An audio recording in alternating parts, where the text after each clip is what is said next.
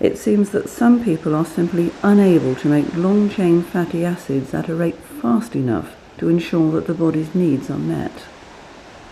If we look at the omega-3 intake of the Japanese population, who have one of the lowest incidence of depression rates in the world, they are believed to consume about a gram of long-chain omega-3s per day, which is a stark contrast to the amount of omega-3s that the UK population consumes. Whilst it may seem that the message is that sort of just increasing fish consumption can help sort of ward off depression or even treat some of the symptoms that are associated with depression, unfortunately it's not quite as simple as that. Our oceans are relatively polluted now with compounds such as methyl mercuries, dioxins, and this is actually meaning that some fish species are relatively unsafe to eat in large quantities. The low levels of omega-3 that are seen in depression can be linked directly with levels of hormones called neurotransmitters. It is neurotransmitters such as serotonin that play a key role in the symptoms of depression. Antidepressants act to improve neurotransmitter levels and are regularly prescribed for the treatment of depression, with an estimated cost to the NHS of around £250 million per year. We're all very different. Antidepressants work for a lot of people. A lot of people don't feel any different on them, and then other people suffer from, really bad side effects, which I did. I didn't really feel that antidepressants worked for me, although my doctors and my husband were insistent that I take them. I wanted to take things that wouldn't have such bad side effects and that were more in tune with my body, that I felt were more in tune with my body. I think many people have, for a long time, they have assumed that antidepressants were the only option for treating their depression. But as sort of science has progressed and, we've come a long way in understanding what depression is, understanding that it's not just a sort of chemical imbalance. There is a lot more to it. People are beginning to sort of question whether pharmaceutical interventions are the only option that they have. In my practice, I have to say again and again, and I have clients who are referred by their GPs, and again I find they say to me, "Oh, I'd much rather have a natural treatment than antidepressants." So I would say there is a definite groundswell amongst actual people out there who welcome the idea of taking something natural, and once they read the leaflets which I give them and they realise that by taking a fish oil they're not only addressing one aspect of their problem, but actually all the side effects of the fish oils are beneficial, so they're getting a whole lot of supportive treatment, for the sake of 1 or 2 capsules.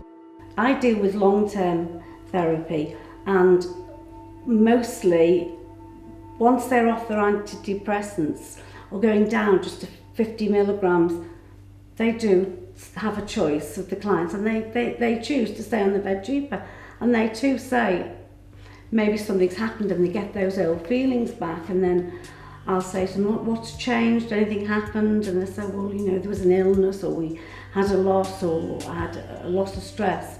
Oh, I've forgotten to take the Veggipa." However, not all omega-3s are equal, and this can lead to confusion. It seems that EPA works most efficiently when all DHA has been removed. I didn't know then the difference between omegas. I went along to my local health shop and bought 2 for £5. And they didn't make any difference, and so I stopped taking them until a friend of mine who suffers from the same thing recommended Veggipa to me, which is a balance of EPA, which I now know is very good for depression, and primrose oil. And I have to say that made a huge difference, and I feel like a cloud's been lifted from me, and I really want people to know what omegas, the difference between the omegas are and what works, because it could save you a huge journey.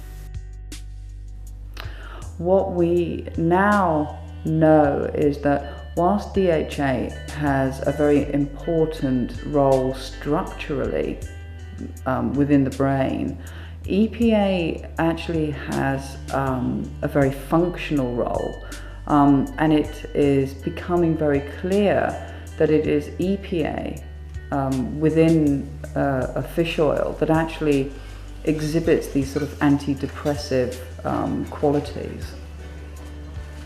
We source our EPA from anchovies, so these are fish that are right at the bottom of the food chain. They are extremely rich in EPA.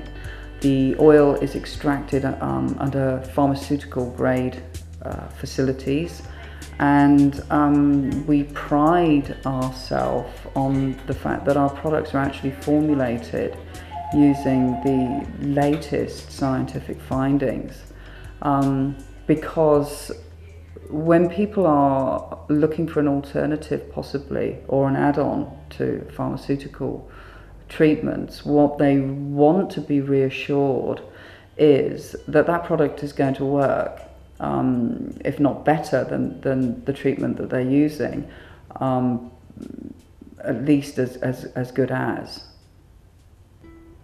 Sourcing the right omega-3 product appears to be vital in the pathway to recovery from depression. Igennus prides itself on the fact that its products are formulated using the latest scientific findings, and also that all the raw ingredients are from the best possible sources.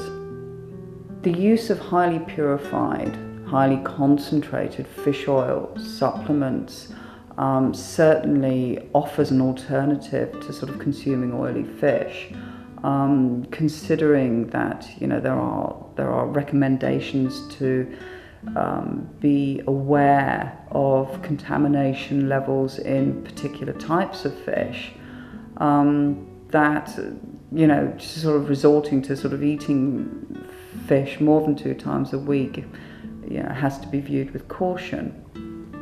Taking Vegeta allows you to increase your EPA levels easily, conveniently.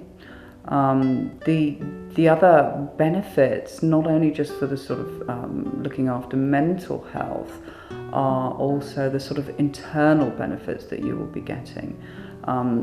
EPA is known to reduce lipid levels, it's known to reduce cholesterol levels, it influences blood pressure. It's also a potent anti-inflammatory. So overall, the benefits that you get from taking a fish oil supplement like Vegeta is really just all health positive. I've written a book called Depression Can Be Fun because it's a black comedy of my depression. Depression isn't fun, as we all know, people who've been through it, but looking back, things that happened when I was suffering from bipolar depression in particular, my friends and my husband and I have laughed about it, and I wanted to share these experiences with people to help them laugh, because I think humour is a huge and very important antidote to depression. And even if you laugh and smile at the things that happened to me, that makes me happy, because that will hopefully make you feel happy. I in no way want to belittle depression. I've suffered from depression for 10 years, but I think humour is a way of passing on the word about a very serious subject. If anybody is feeling that they want help and can't get out to get it, or is waiting for help, please come online at www.depressioncanbefun.com. The book's in the same name, to help.